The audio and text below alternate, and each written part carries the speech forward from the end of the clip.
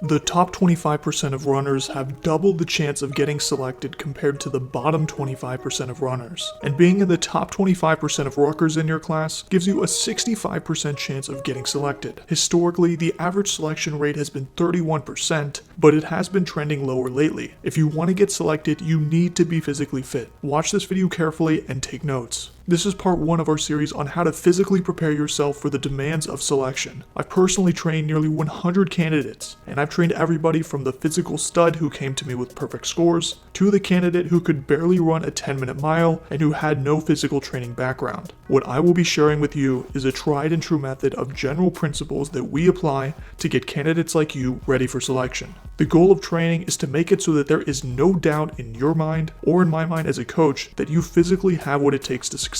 Unfortunately though, there are many candidates who find themselves at Fort Bragg, or in Coronado, or elsewhere, who have no business being there because they were physically unprepared. Mentally, they could have had what it takes, but they just didn't train for it right. I want to help you avoid that fate. In this first video, we'll go over aerobic conditioning. This will be the base of your training on which everything else is built. Without a strong aerobic base, you stand zero chance of getting selected. With a great one, everything becomes easier. In part 2, we'll discuss max strength. How can we get you stronger and acclimate your body to heavy loads so that a 55-pound rucksack or logs feels routine? In part 3, we'll discuss selection-specific training. Training just running and lifting in isolation isn't enough. At some point, as you peak for selection, you need to transition your training specifically for the demands of SFAS. And in part 4, we'll discuss the hardest part of this kind of training. How do you combine these disparate elements of fitness, which often work against each other, and improve them all at the same time? There is a reason why marathon runners are so skinny and powerlifters are so big. How do you achieve the best of both? Now, what is aerobic conditioning? Essentially, we want you to be able to cover a lot of distance while expending as little effort as possible. The reason for this is very simple. For the Army, the 5-mile run needs to be 40 minutes or faster. For the Navy, it's 4 miles in 32 minutes. Both require an 8-minute mile pace, and that's a bare minimum.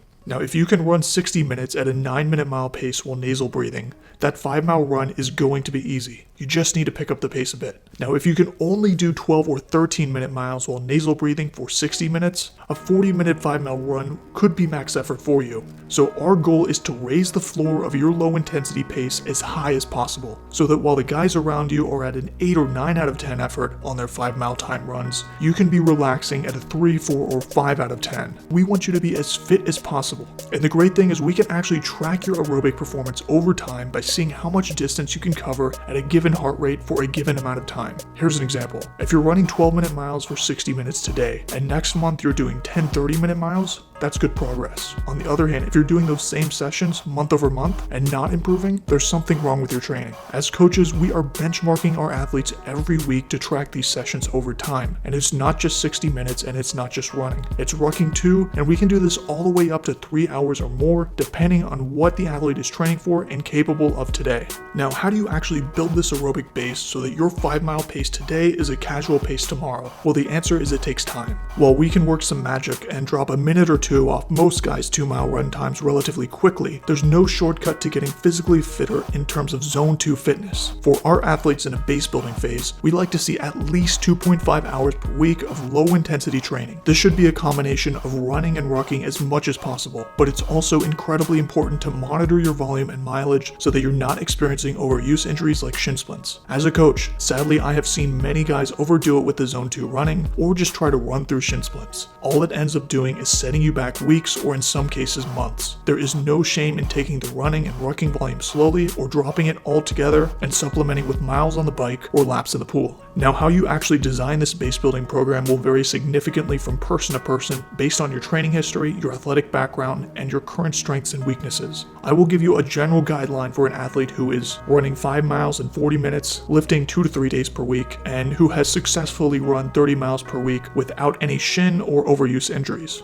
On our Monday, we'll do some type of short distance intervals. 6 rounds of 400 meters with 2 minutes of walking rest would be a standard workout. We would do this at the athlete's 1 mile pace or faster. On Wednesday, we would do a tempo run. We'd start off with a 10-minute jog, ramping up directly into 2 to 3 miles at a moderately hard pace. This could be about an 8 30-minute mile pace. We would finish this workout with a slow 15 to 20-minute jog at a nasal breathing pace. On Thursday, we would shift into our lower intensity work with a zone 2 run. This could be for 20 minutes all the way way up to an hour depending on the athlete. And then on Saturday, we would come back with a long duration zone 2 event. It could be rucking, it could be running, or a combination of the two, going from 60 minutes all the way up to 3 hours combined, depending on the athlete's ability. So that gives you an idea of what a training week could look like for an athlete who really needs to build their aerobic base. The good news is that once this athlete has achieved a high level of aerobic base, it doesn't take much training to sustain it. So we could build up to 5 hours of aerobic training per week to achieve 9-minute miles for zone 2 runs going up to 90 minutes. But after achieving that, we could then drop it all the way down to 3 hours total running per week and actually get faster and maintain that same level of aerobic fitness.